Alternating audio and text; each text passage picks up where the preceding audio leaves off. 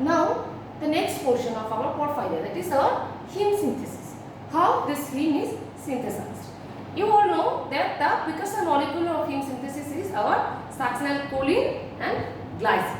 So I have already told it is most commonly it is the major portion of heme is synthesized in the bone marrow, and the remainder portion is mainly synthesized in the liver.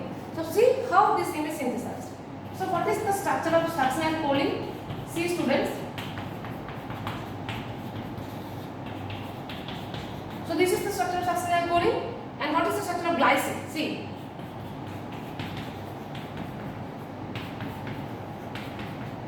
So this is the structure of glycine. Now these two, so succinylcholine and glycine.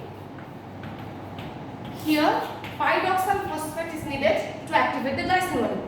So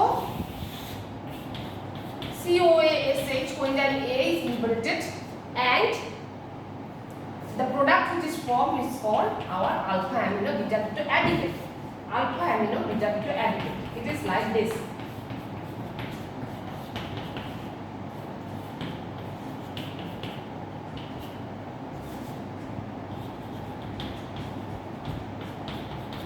This is our alpha amino beta keto additive. And the enzyme is ALA synthase. That is amino levulinic acid synthase.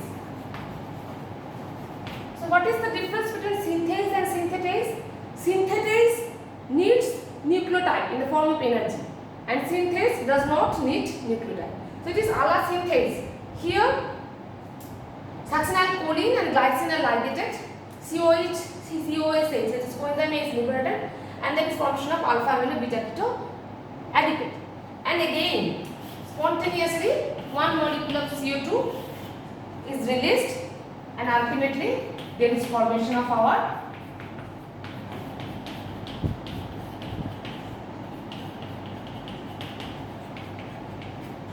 delta amino levulinic acid.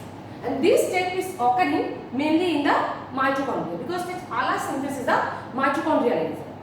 So clear students? So the first step of heme synthesis is the heme synthesis starts with succinylcholine and glycine with the help of pyridoxal phosphate, and the enzyme is ALA synthase. And first it is produced, that is alpha amino beta keto additive. Alpha amino beta keto additive. And then spontaneously one molecule of CO2 is liberated, and there is formation of delta amino levulinic acid.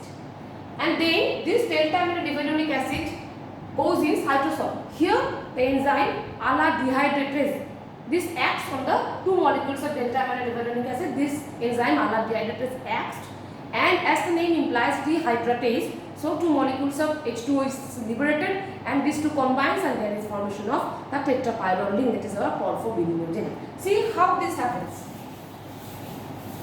And in this heme synthesis pathway, the main regulatory enzyme is this ALA synthase, that is our amino levulinic acid synthase.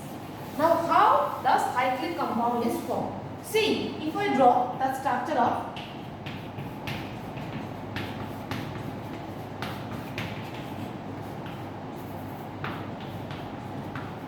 our delta amino levulinic acid. So if I draw the structure of delta amino levulinic acid like this manner,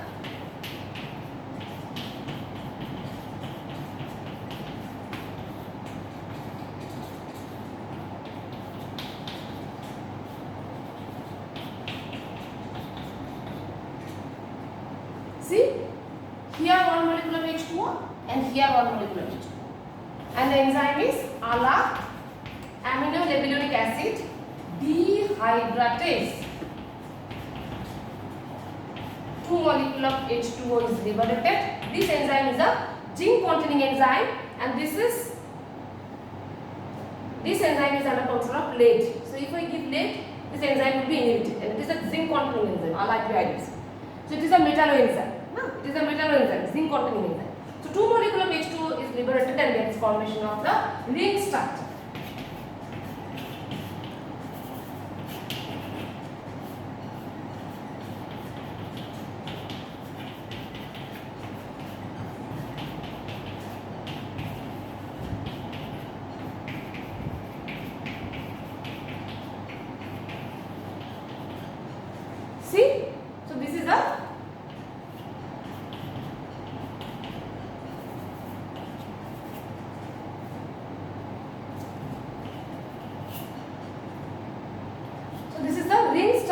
and this is known as porphobilinogen.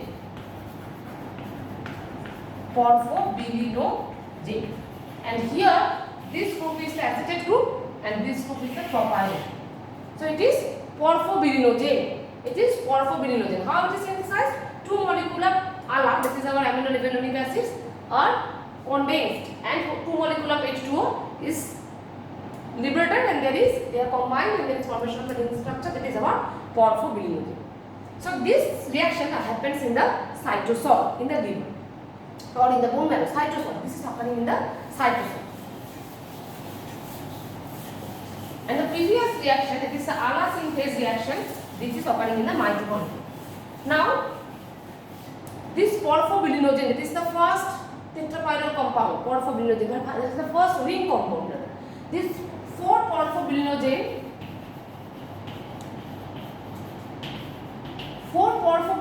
compounds comes and they are joined in head to tail manner and forms a linear structure, linear tetrapyrrole structure.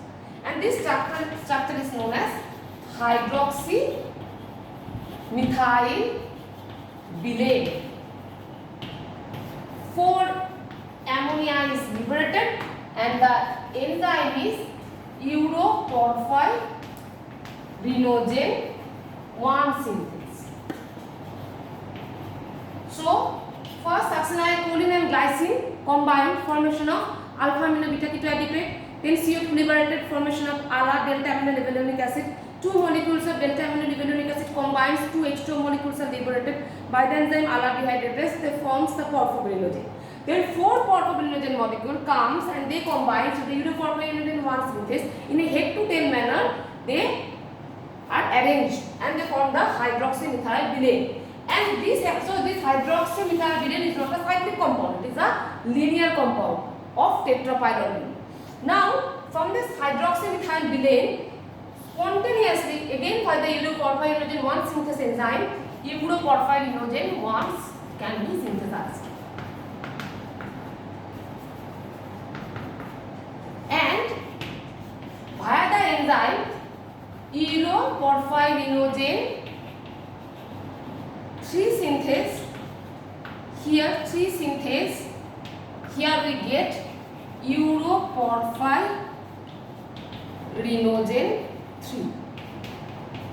So what is the difference between the porphyrinogen and porphyrin? The basic difference between the porphyrinogen and porphyrin is that here the 4 pyrrole rings are joined by a CH2 bridge. So in porphyrinogen the 4 pyrrole rings are joined by the CH2, and if it is joined by the methyl bridge, it is our methylene linkage, and if it is joined by the methyl bridge, that is our porphyrin. So this is the basic difference. So this bond, this linkage is present in the porphyrin, and this linkage, it is a methylene linkage, it is present in the porphyrinogen. So porphyrinogen, as there is no conjugate double bond system, they are not photosensitive. But this porphyrin, they contains the conjugate double bond system, so they are photosensitive and they gives our sodium. So students, clear what is the difference between the porphyrinogen and porphyrin? So here all the compounds synthesized, the parent compound is porphyrinogen, uroporphyrinogen 3, uroporphyrinogen 1. Okay, then with light, this uroporphyrinogen 3 can synthesize uroporphyrin 3 and uroporphyrinogen 1 can synthesize uroporphyrin 1. Then, so here with light 6 hydrogen molecules are liberated and there is formation of. So if I draw it like this, so up to this clear hydroxymethylbilane, then there is formation of tetrapyrrole cyclic compound. First cyclic compound is uroporphyrinogen 1 or uroporphyrinogen 3. This series differs, uroporphyrinogen 1 series or uroporphyrinogen 3 series. So if I draw it like this,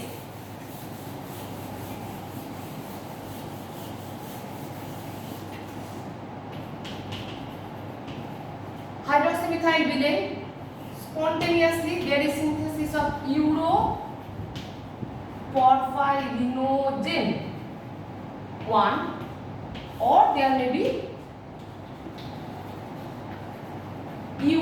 porphyrinogen 3 synthase, and there is uroporphyrinogen 3 series and 1 series. Then in light there is formation of uroporphyrin 3. Again here there is formation of uroporphyrin 1. Clear? So up to this. Next, the next reaction. Up to this step, the next reaction, one decarboxylase enzyme comes and 4 CO2 molecules are liberated, and there is formation of coproporphyrinogen.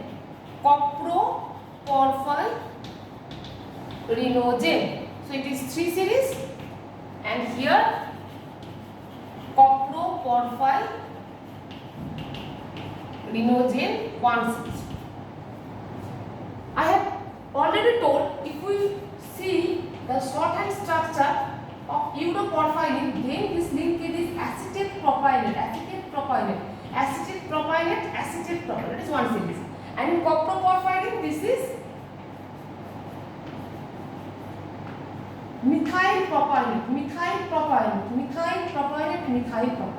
So acetate to methyl conversion, that means CO2 molecule must be liberated. So here the same thing happens. 4 CO2 molecules are liberated by the enzyme uroporphyrinogen decarboxylase, and there is formation of coproporphyrinogen 1 and coproporphyrinogen 3. Then again via light the same thing happens, that is our coproporphyrin 3, and here coproporphyrin 1. So up to this stage, the thing is happening in the cytosol.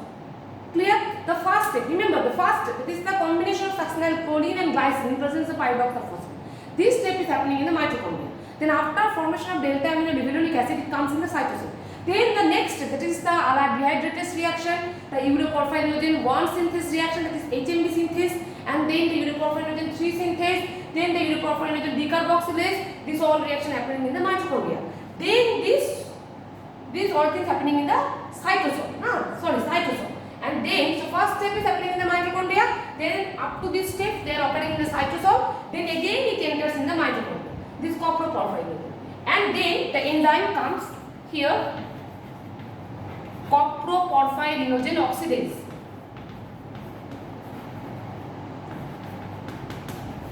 And there is formation of protoporphyrinogen.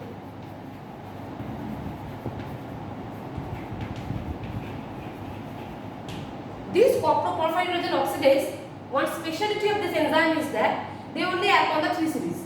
It does not act on the 1 series. So 1 series reaction stops here. But 3 series, the coproporphyrinogen 3, they enters again in the mitochondria, and the enzyme coproporphyrinogen oxidase, they act on it, and there is formation of protoporphyrinogen. Then protoporphyrinogen again one oxidase come, and there is formation of protoporphyrin.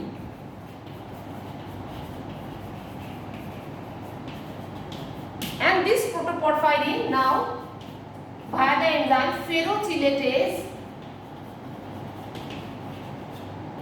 it combines with an iron in Fe+2 form, and there is formation of heme. So thus the heme is synthesized. Clear, students? So this heme synthesis happens both in the cytosol and the mitochondria. The first step, that is the ALA synthase step, is occurring in the mitochondria.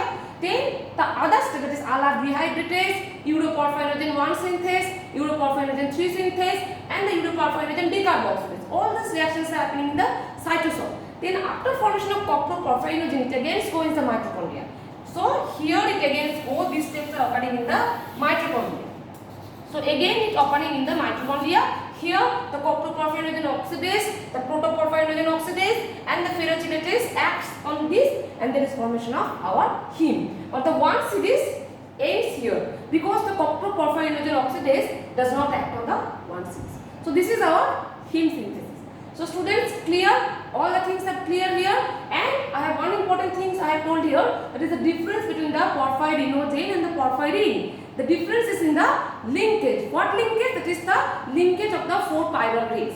If this linkage is a methylene linkage, it's CH2 bond. If it is attached with a CH2 bond, then we called it porphyrinogene. And if it is attached, if they are attached with this double bond CH with the methyl linkage, that is called our porphyrin. Okay. So what is the speciality of this conjugate double bond? Due to presence of this conjugate double bond, this porphyrin shows photosensitivity, but the porphyrinogene, as it does not contain any conjugate double bond, so they does not show the photosensitivity. Clear, students? Thank you.